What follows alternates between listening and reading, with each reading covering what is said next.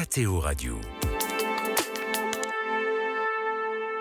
Depuis la relance des voyages après la fin de la pandémie de Covid-19, les files de touristes à l'entrée de la basilique Saint-Pierre sont redevenues interminables avec une évolution considérable des nationalités d'origine et des tenues des visiteurs.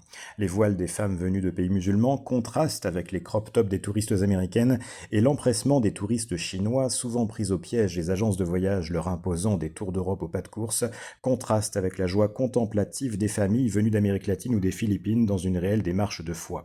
Le Vatican voit désormais affluer de nombreux ressortissants des pays du Golfe et des puissances asiatiques montantes, notamment des Indonésiens. En ce mois de septembre, la tournée du pape François en Asie a mis en lumière le développement remarquable de l'Indonésie, un gigantesque archipel porté par un taux de croissance robuste et qui a vu émerger une classe moyenne capable de voyager. Certains pays d'ex-URSS ont également vu une partie de leurs habitants accéder à un niveau de vie leur ouvrant la voie à des voyages en Occident, et pour beaucoup d'entre eux, Rome est une étape incontournable. L'Arménie, le Kazakhstan ou même l'Ouzbékistan, des pays où la présence catholique demeure pourtant très minoritaire, voient de plus en plus de leurs ressortissants franchir les portes de la basilique Saint-Pierre. Quant à la présence russe, elle a naturellement diminué depuis le début de la guerre en Ukraine, mais elle n'a pas totalement disparu pour autant. Certains Russes à haut niveau de revenus, malgré la suppression des vols directs entre Moscou et les capitales occidentales, parviennent encore à venir à Rome en passant par des pays tiers comme la Turquie. Certains Russes en visite au Vatican se montrent fascinés par la figure du pape de Rome.